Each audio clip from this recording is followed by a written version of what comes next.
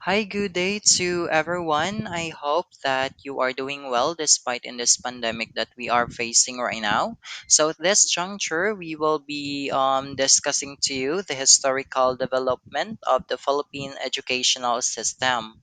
So we are actually the group I, which is the second to the last group, and we will be presenting to you the information of our country's educational system, especially its history.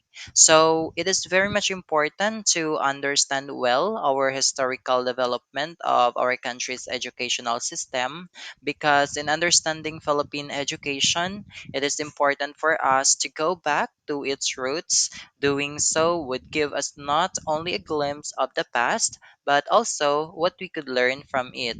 So before we will be routed to the topic, I will give you a heads up about my information or background because I will be the one to present to you our first topic. So I am a 21-year-old third-year student taking up a Bachelor of Secondary Education major in General Science at the University of Mindanao, Davao City. So my name is Raymart Lucanio. So now we will be routed to our learning objectives of this lesson. So, at the end of this topic, the student should be able to first understand the important terms of the historical development of the Philippine educational system. Second, analyze what is the Governance of Basic Education Act and also evaluate how the Department of Education organized its management structure. So first, I will be giving you a heads up about our general information of our historical development of the Philippine educational system. So education in the Philippines has undergone several stages of development from the pre-Spanish times to the present. So it doesn't mean that our education is only one stage and then it has actually become what our educational system right now, but it's not. Our education in the Philippines has undergone several stages, so it means that there's a lot of stages, there's a lot of phases of our education, and why it is actually become our educational system right now. So that's the thing that we should learn. So, another one, in meeting the needs of the society, education serves as a focus of emphasis, priorities of the leadership at certain periods in our national struggle as a race. So, of course, our education is very much important because it actually teaches us how to become a better Filipino citizen. And of course, it actually improves our lives as a citizen in the country. So, next, we do have our Philippine educational system. So, throughout history, there are certain era or period where our educational system has actually undergone all throughout. So first, we do have our pre Spanish. So this is a time where our education is informal, and then Spanish era, and then American, and then into the Commonwealth, headed by our Manuel Luis Quezon, and then Japanese, and of course, in this present time, our Department of Education. So, at this juncture, I will be discussing to you our pre-Magellanic times. So, as early as in pre-Magellanic times, education was informal, unstructured, and devoid of methods. So, it means that there is no complete um, system of this education. So children were provided more vocational training and less academics, or that's 3 R's, by their parents and in the houses of tribal tutors. So in this time, in pre-Magellanic times, there is no actually a professional teachers, only our tribal tutors. And also, this is more on vocational, not on academics. So, compared in this present time that academics is our one of the center of excellence in the education that we should learn all throughout, and of course the three R's. So in the pre-Magellanic times, the education of this time was fit for the needs of their times as a Filipino. So there was no formal schooling, parents trained their children informally, mothers educated their female children in housekeeping, weaving, basket making, and other agricultural related activities. So those are the vocational courses. So fathers train their male children in hunting, so carpentry, agriculture, shipbuilding, and mining. And the skills taught would vary in those industries and locations, whether highland, lowlands, or along seashores. So this kind of education which ancient Filipino children got was relevant to them as well as to the family and the community. So this is because such training was important for the daily survival of the barangay. So this is gonna be from the pre-Magellanic times. So next, as what I have said, that there is actually three R's of education. So originally, they are the reading, the writing, and the arithmetic. So for this one, in this three R's of education, we will just need to understand first the reading. So actually, students should be able to observe the three R's knowledge and use it. So basically, being able to recite, recognize, and write letters, then form them into words. Then finally, these words can become sentences, paragraphs, and papers. So students also need to know how to count and calculate. So of course, from there, they can solve mathematical problems that can help with medical, scientific, and technological breakthroughs. So however, there are certain rules that steps they need to follow in order to do these things properly. So first in reading, the ongoing ways on how to teach to read is whether to use phonics. So pronouncing the word by each syllable or whole language. So emphasizing the use and recognition of words in everyday context or situation. So second in writing, follows precise rules such as grammar, punctuation, capitalization, and spelling.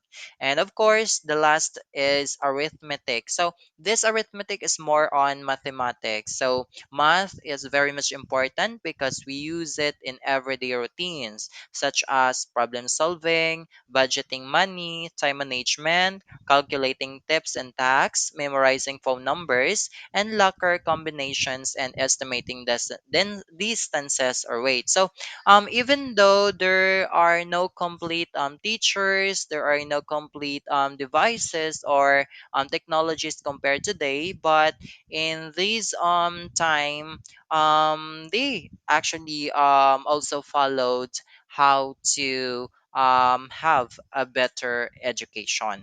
So that's gonna be the three R's of education. And next, we will be routed to the pre-Spanish system. So the pre-Spanish system of education underwent major changes during the Spanish colonization. This is the time where there is a big colony or the colonization from the Western people, especially on the Spanish people. So the tribal tutors were replaced by the Spanish missionaries. So as what I have said that in the pre-Magellanic times, our teachers were actually our tribal people. But in the pre-Spanish time, they were actually replaced by the Spanish missionaries, and the education was religion oriented. So when we say missionaries, they are actually the member of a religious group sent into an area to promote their faith or perform ministries of service such as education, literacy, social justice, healthcare, and economic development. So it was for the elite, so especially in the early years of Spanish colonization. So what is actually an elite?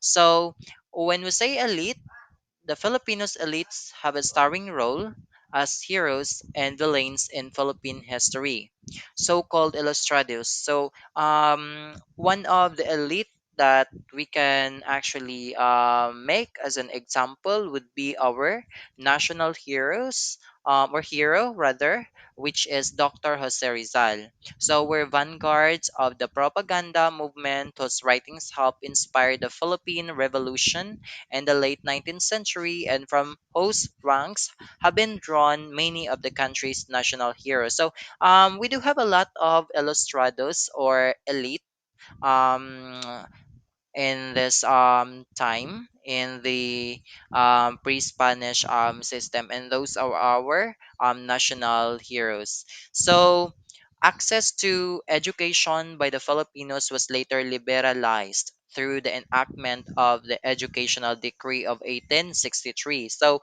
in this time, the starting point of having educational decree is actually present.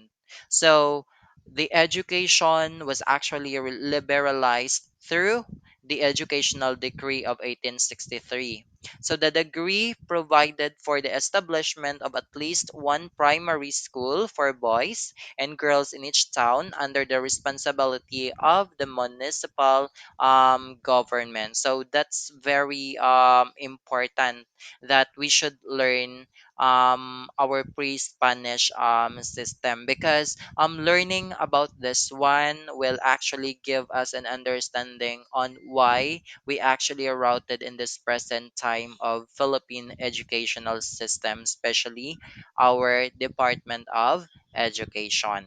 So next we do have our pre-Spanish system still. So it was for the elite, especially in the early years of Spanish colonization, the establishment of a normal school for male teachers under the supervision of the Jesuits. So for this one, when we say Jesuits, they are actually the apostolic religious community called the Society of Jesus. So this is actually for the Catholic religion.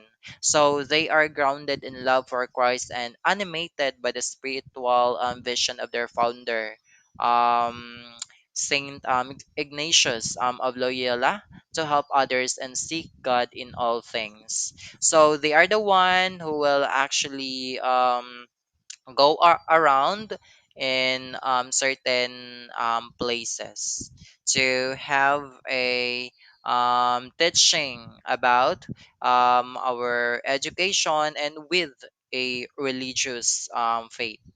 So for that one, the primary instruction was free, and the teaching of Spanish was actually compulsory. So even though the education is actually free, but the teaching is actually compulsory, specifically on the Spanish teaching. So education during that period was inadequate, suppressed, and controlled. So this is the time that the education is being controlled by the Western people. So the Filipinos should study, should be educated in this present time, because the education is actually compulsory. So children should undergo to education, because the control has actually not on our Filipino citizen. It's the control of the Spanish people. So next we do have the defeat of defeat of Spain rather. So this defeat of Spain by American forces paved the way for Aguinaldo's republic under a revolutionary government.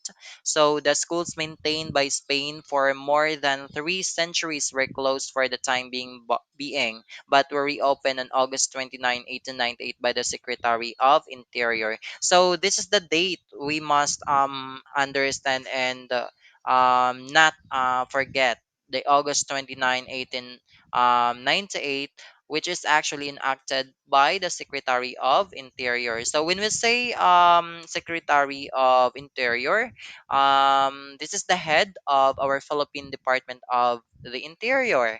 The Secretary and the Department of the Interior are responsible for the management and conservation of most federal land and natural resources, leading such agencies in the country. And the secretary is a member of the Philippine cabinet and reports to the president of the country.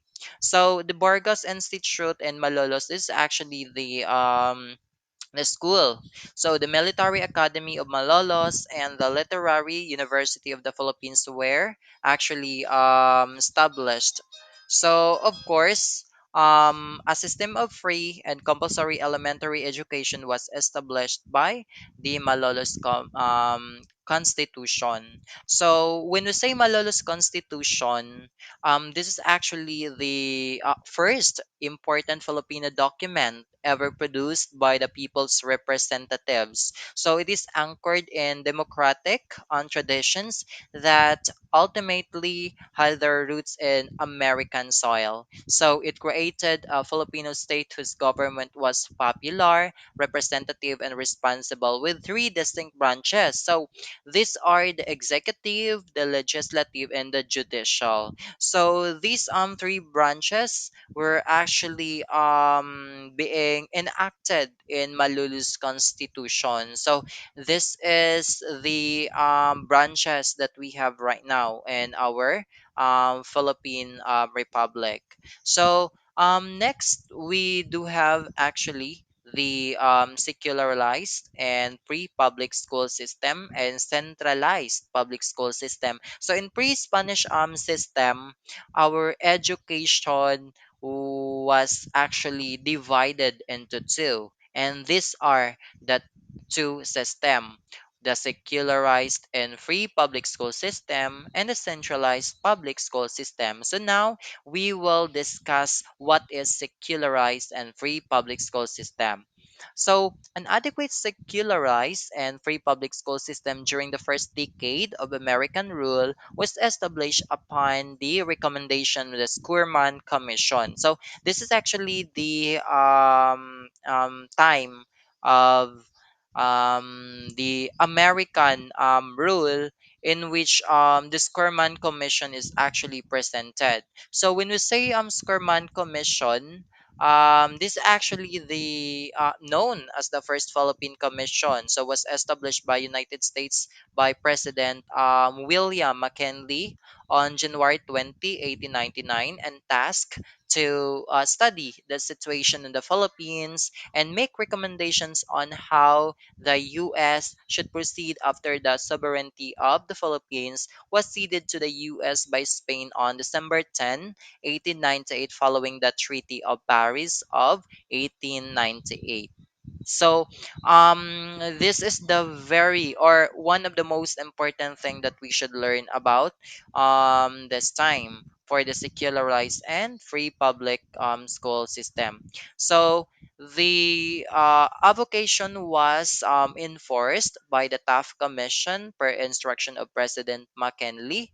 So President McKinley was the 25th President of the United States, serving from 1897 until his assassination in 1901. And he was the president during the Spanish American War of 1898, raised protective tariffs to boost American industry, and rejected the expansionary monetary policy of free silver, keeping the nation on a gold standard. So, free primary instruction that trained the people for the duties of citizenship, And chaplains and non-commissioned officers were assigned to teach using English as the medium of instruction. So in this time, the language that we actually used was actually the English language, because the American rule was actually established in this time. So next, we do have centralized public school system. So a highly centralized public school system was installed in 1901 by the Philippine Commission by virtue of Act number 74. The implementation of this act created a heavy shortage of teachers, and the Philippine Commission authorized the Secretary of the Public Instruction to bring to the Philippines 600 teachers from the USA, and they were called the Thomasites. So I actually understand how these 600 teachers came in the Philippines, because I also studied this one way back elementary and also high school in our Araling Panlipunan subject. So these 600 teachers are the Thomasites, cannot be removed, or I always remember this one. And this Thomasites, they are actually, or they were a group of 600 American teachers who traveled from the United States to the newly occupied and territory of the Philippines on the US Army Transport Thomas. So the group included 346 men and 180 women, hailing from 43 different states and 193 colleges, universities, and normal schools, and the term Thomasites has since expanded to include any teacher who arrived in the first few years of the American colonial period of the Philippines. So I will just give you a heads up or a picture about how these teachers came in the Philippines.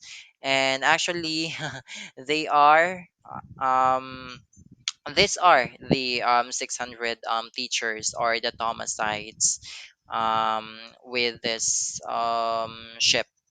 So actually, this picture, this is actually available in any books, because this is actually for the historical evidence of our Thomsite that was actually brought here in our Philippines. So I think this is gonna be my presentation, so I hope that you actually understand this report. And now I will be giving the time to our second reporter. So thank you so much and have a great day, everyone. Good day everyone, I am Katrin Maitagok. Also, I'll be reporting the order changes of the official name of the department together with its legal orders mandated by the national government. First, in 1863, the department was named as Superior Commission of Primary Instruction, headed by the chairman, by the virtue of educational degree of 1863. Next, in 1901 to 1916, the Philippine Commission acted Act Number 74 in June 21, 1901, establishing the Department of Public Instruction headed by the General Superintendent. In 1916 to 1942, by the virtue of Organic Act Law of 1916, or also known as John's Law, the Department of Public Instruction mandating that it be headed by a secretary. In 1942 to 1944, during the World War II, the Philippine Commission established the Commission of Education, Health, and Public Welfare in February 1942, but the Japanese Executive Commission renamed it in June 11, 1942 to Department of Education, Health, and Public Welfare, headed by Commissioner.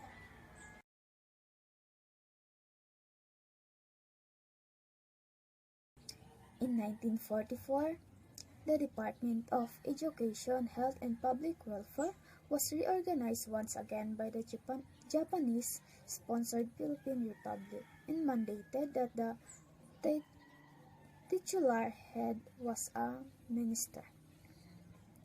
In 1944 again, the department was renamed to Department of Public Instruction, headed by a secretary by the Japanese sponsor, Philippine Republic. In 1945 to 1946, it changed to Department of Public Instruction and Information, headed by secretary, and renamed by the Commonwealth government. In 1946 to 1947, the Commonwealth government renamed it again into Department of Instruction, headed by secretary. In 1947 to 1975, under the Executive Order Number 94 in October 1947 or Reorganization Act of 1947, the department was changed to Department of Education, headed by secretary. In 1975 to 1978, upon the start of martial law, it became the Department of Education and Culture, headed by secretary, under the Proclamation Number 1081 in September 24, 1972. In 1978 to 1984, due to the shift of parliamentary system of government, the department changed to Ministry of Education and Culture, headed by the minister. By the virtue of Presidential Decree Number 1397 in June 2, 1978. In 1984 to 1986, the department was reorganized once again and renamed to Ministry of Education, Culture and Sports, headed by the minister, by the virtue of Education Act of 1982. In 1987 to 1994, it became the Department of Education, Culture and Sports, headed by Secretary, via Executive Order Number 117 in January 30, 1987. In 1994 to 2001, the Department of Education, Culture and Sports, headed by Secretary, was reorganized as the Congress passed the RA 7722 and RA 7796 in 1994, or the trifocalization of education management. In August 2001, the RA 9155 was passed, renaming the DEX to Department of Education or DepEd, headed by Secretary, which currently led by Secretary Leonor Magtulis Briones.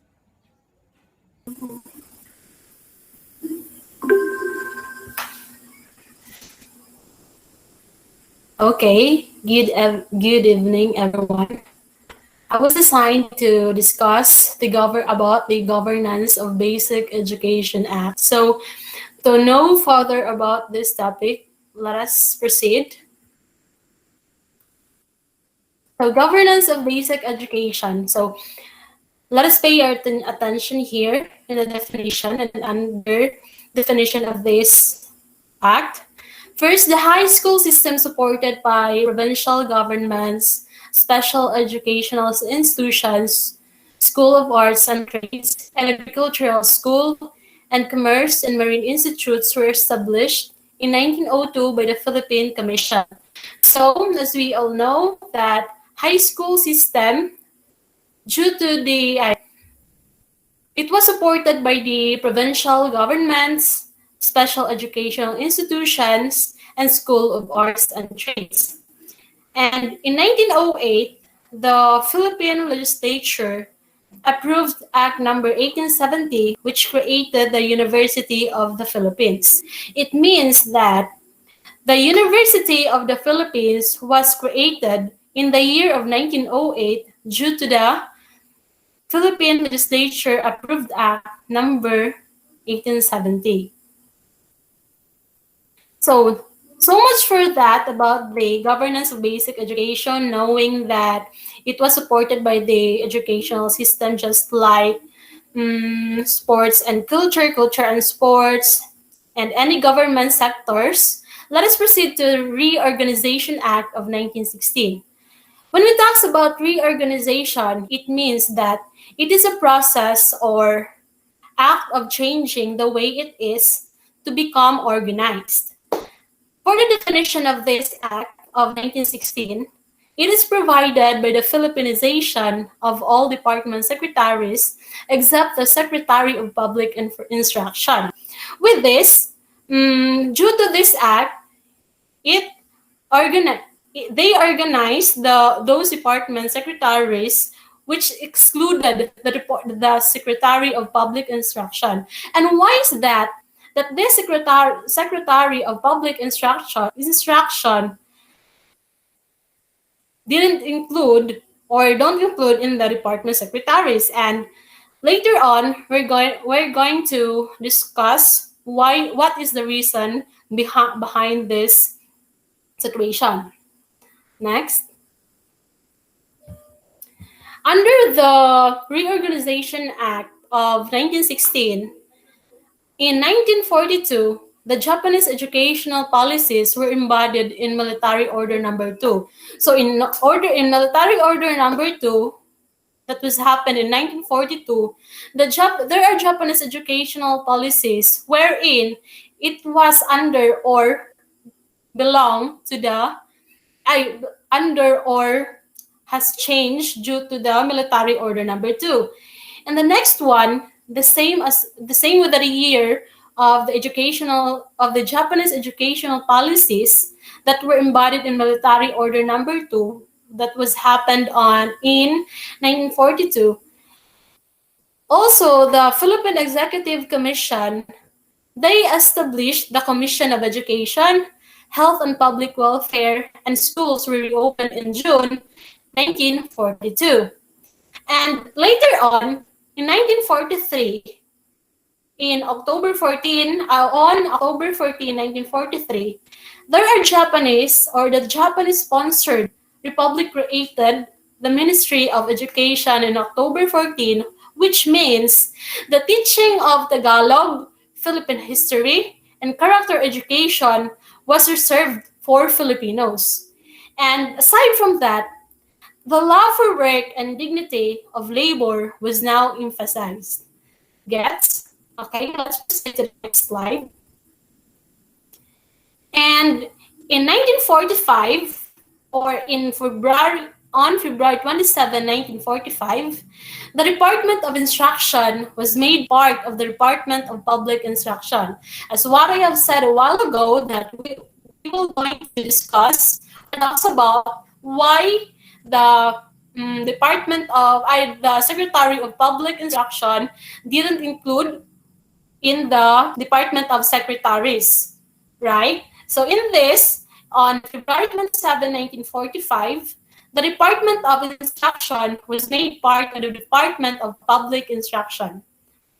And in 1947, by the virtue of Executive Order Number 94, the Department of Instruction was changed to Department of Education. So as what I have said a while ago, after the Department of Public after the Department of Instruction was made part of the Department of Public Instruction, 1947 in 1947, the Department of Public Instruction, with the help of or with the aid of the virtue of Executive Order Number 94, the Department of Instruction was now changed to Department of Education, which is the DepEd. After that, in 1972, it became the Department of Education and Culture. So going back to 1947, due to the virtue of Executive Order Number 94, the Department of Instruction was changed to Department of Education. So in 1972, the Department of Education was changed or became a Department of Education and Culture by virtue due to the help of or due to the virtue of Proclamation 1081 and the Ministry of Education and Culture in 1978 a virtue of AD number 1397. Are we clear with that? Okay, let's proceed to the next slide. So the Education Act of 1982 created the Ministry of Education, Culture and Sports, which later became the Department of Education, Culture and Sports in 1997 by virtue of Executive Order number 117. So in this act, which is the Education Act of 1982, which creates the Ministry of Education, Culture and Sports, and sports rather, became the Department of Education, Culture and Sports in 1987, but with the help or by the virtue of the Executive Order number 117. The structure of DEX, as embodied in Executive Order number 117, has practically remained. It was remained changed until 1994 when the Commission on Higher Education or CHED and 1995 when the Technical Education and Skills Development Authority or TESDA were established to supervise tertiary degree programs and the non-degree technical vocational programs respectively. Are we clear with that? I know it is easy to understand because sagot-able man noon siya. And let's proceed to the next slide. Aside from that, there's so much for that. Let us proceed to this next topic or next information or details about the Basic Education Act under the Governance Act. So the Education Act of 1982 created the Ministry of Education, Culture, and Sports, which later became the Department of Education, as what I have said a while ago, Culture and Sports in 1987, by virtue with the help or the virtue of Executive Order number 117. The structure of DEX was embodied in Executive number 117 has now practically remained. It was remained unchanged until the year 1994 when the Commission on Higher Education and until in 1995 when the Technical Education and Skills Development Authority or TESDA were established or responsible now to supervise the tertiary degree programs including the non-degree technical vocational programs respectively. And the Congressional Commission on Education or EDCOM report provided the impetus for Congress to pass the RA 7722 and RA 7796 in the year of 1994, which creates the Commission on Higher Education, or CHED, and the Technical Education and Skills Development, or TESDA. Next. So we have here trifocal educational system, which refocused DEX mandate to basic education, which covers three. These are the trifocal educational system, which is refocused under the DEX. First, elementary, second, secondary, and third are those non-formal education, including culture and sports. Under this, TESDA now administers the post-secondary, middle-level manpower training and development, while CHED is responsible for higher education.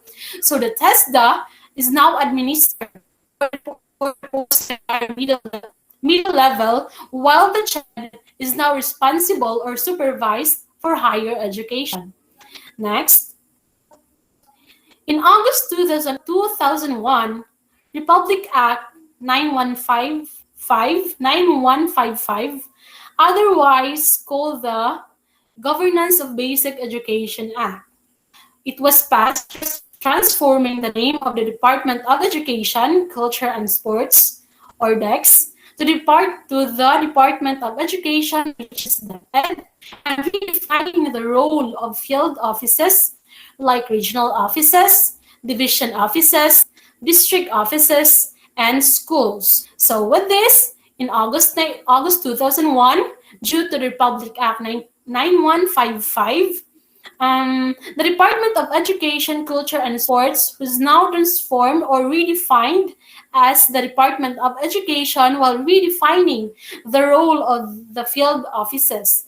And there are new set of rules that under these offices, just like regional offices, division offices, district offices, and other schools offices. Next slide. Hmm. Under RA 9155, it provides the overall framework for. There are two. First, school head empowerment by strengthening their leadership roles.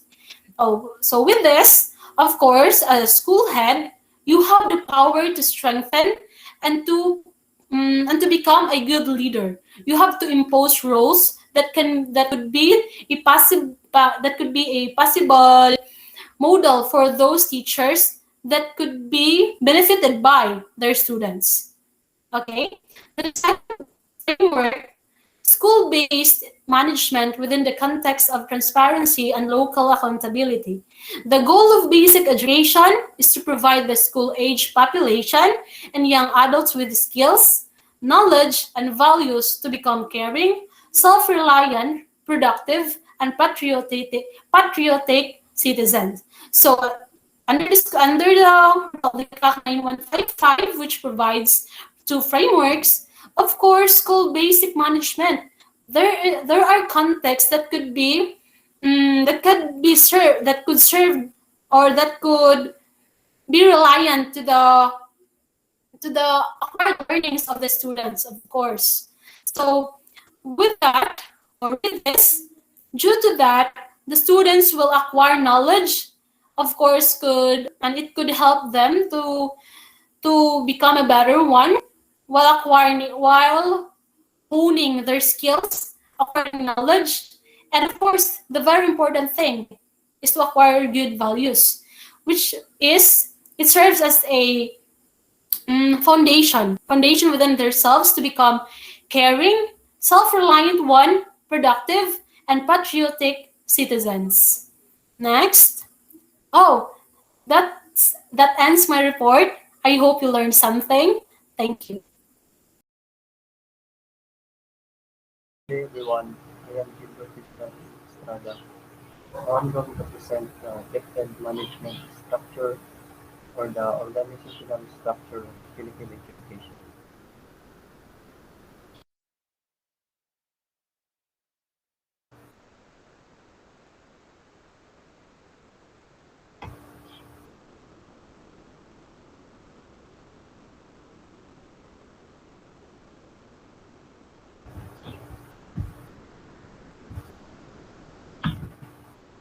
Organizational structure of Philippine education, Department of Education Public Act 9155, for DepEd set up educational delivery programs and services, research development in education.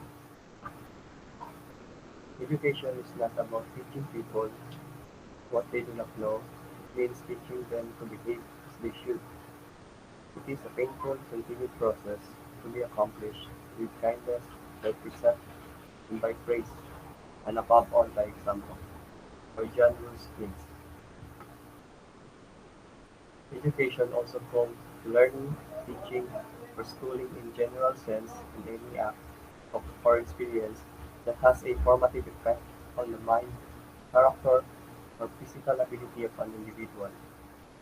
In its technical sense, education is the process by which society deliberately transmits its accumulated knowledge, skills, and values from one generation to another. So it means that education is about learning, teaching, and schooling in general sense, and it also has a formative effect on the mind, character, or physical ability of an individual that engage in education, that it could be passed from one generation to education also is, according to etymologically, the word education is derived from the Latin word educatio, or means a breeding, a bringing up, or a rearing. From educo, which means I educate, I train, which is related to the common name educate, I lead forth, I take out, I raise up, I erect. From from, out of, and buku, I lead or I conduct. Philippine education in different era. Pre-Spanish era means the before the arrival of the Spanish here in the Philippines. It was an informal and unstructured. No schools, tribal tutors exist, no structured educational system.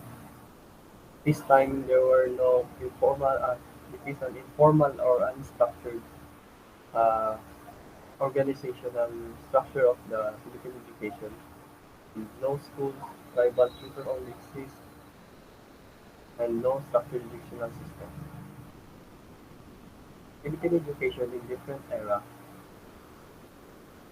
During the Spanish era, it was a formal, focus on Christian doctrines and religious education, separate schools for boys and girls. Only wealthy Filipinos were accommodated in schools. Missionaries replaced by the tribal, no, missionaries replaced the tribal tutors. Schools taught reading and writing along with the catechism, promulgation of educational decree of 1860. During American era, new schools were established.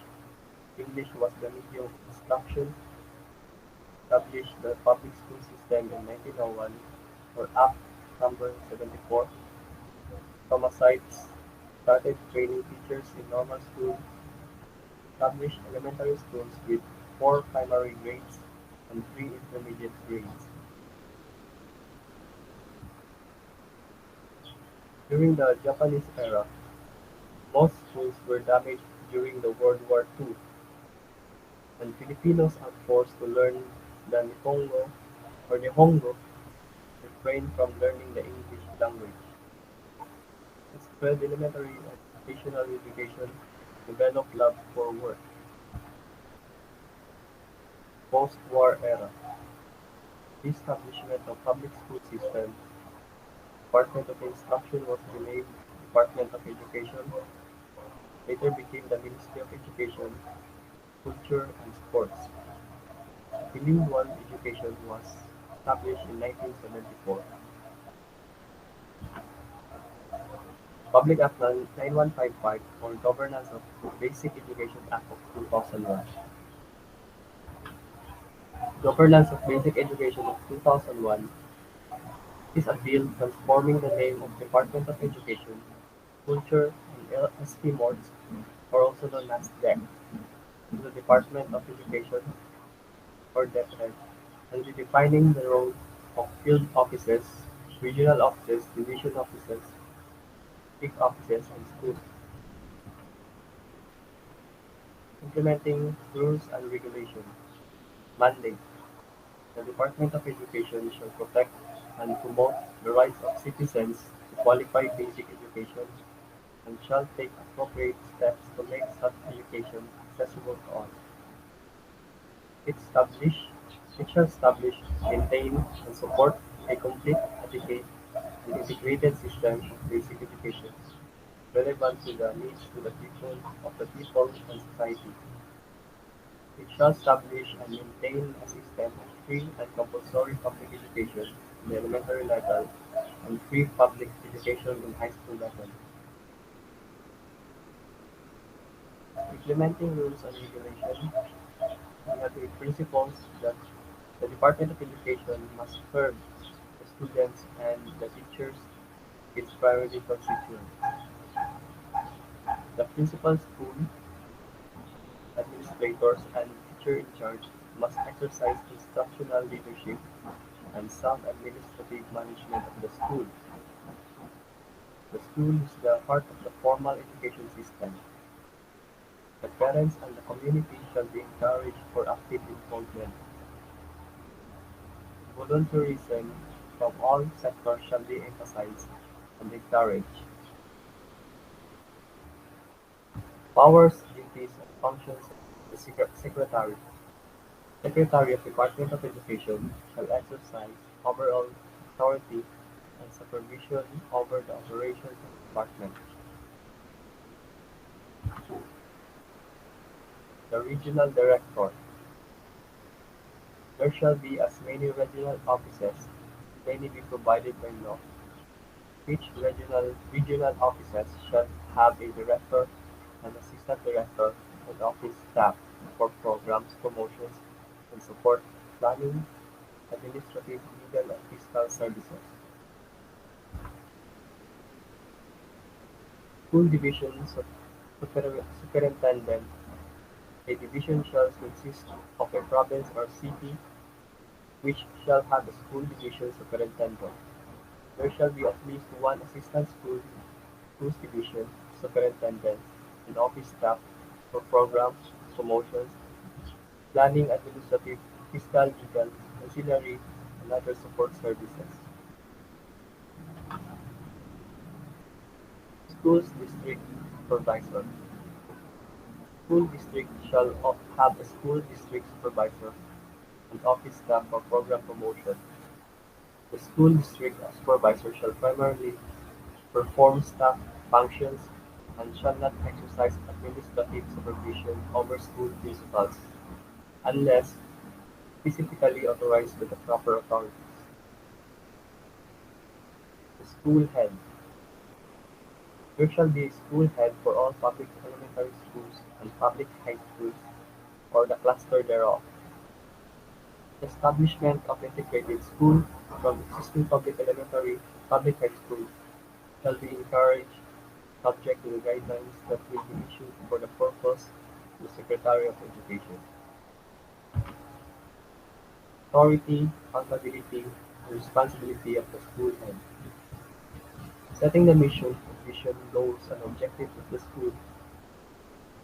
Creating an environment with a school that is conducive to teaching and learning.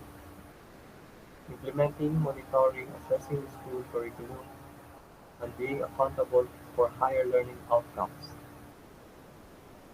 Developing the school education program and school improvement plan. Offering educational programs, projects, and services which provide equitable opportunities for all learners in the community.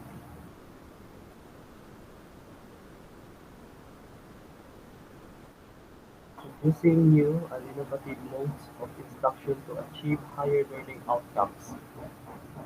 Administering and managing all personnel, physical and fiscal resources of the school. Recommending the staffing complement of the school based on its needs. Encouraging and enhancing staff development, establishing schools and community networks, and encouraging the active participation of teachers, organization, non-academic personnel, public schools, and parents-teacher community association. Accepting donations, gifts, requests, and grants in accordance with the existing laws and policies of the department for the purpose of upgrading teachers, learners, and learning facilitators' competencies, improving and expanding school facilities, and providing instructional materials and equipment. Such donation or grant must be reported to the division superintendent and performing such other functions as may be assigned by the secretary regional director and school division superintendents where they belong. The DepEd setup. The legal basis. Educational Decree 1863, December 20, 1863, as amended, established the Department of Education, Culture and Sports, were also known as LEX, the Superior Commission of Primary Instruction under the chairman. Act Number 74 from January 21, 1901, transformed the Commission into the Department of Instruction under the General Superintendent until the 1916, Secretary until 1994. Executive Order Number 94, the Reorganization Act of 1947 established the Department of Education from Commonwealth renamed Department of Instruction. Presidential Decree Number 1397 transformed the Department of Education and Culture, established under the Proclamation of 1081 into the Ministry of Education and Culture, which the Education Act of 1982 reorganized the Ministry of Education, Culture and Sports. Executive Order Number 117 reorganized the MEX into the Department of Education, Culture and Sports. Public Act Number 7722 and Public Act Number 7796 created the Commission on Higher Education and the Technical Education and Skills Development Authority, or also known as TESDA, respectively giving rise to a trifocalized education system which refocused depth Monday to basic education covering preschool, elementary and secondary and non-formal education. Public Act 9155, otherwise known as Governance of Basic Education Act of 2001, renamed the DEC to the Department of Education so that redefined its role and its field offices, reiterated the goal of basic education. Provide a broad general education that will assist each individual in society to attain his or her potential as a human being, and enhance the range and quality of the individual and the group. Help the individual participate in the basic functions of society and acquire the essential educational foundation for his development into a productive and versatile citizen. Train the nation manpower in the middle level skills, develop the higher level profession that will provide leadership to the nation, advance knowledge through research and apply new knowledge for improving the quality of human life, respond effectively to changing needs and conditions through the system of educational planning and evaluation.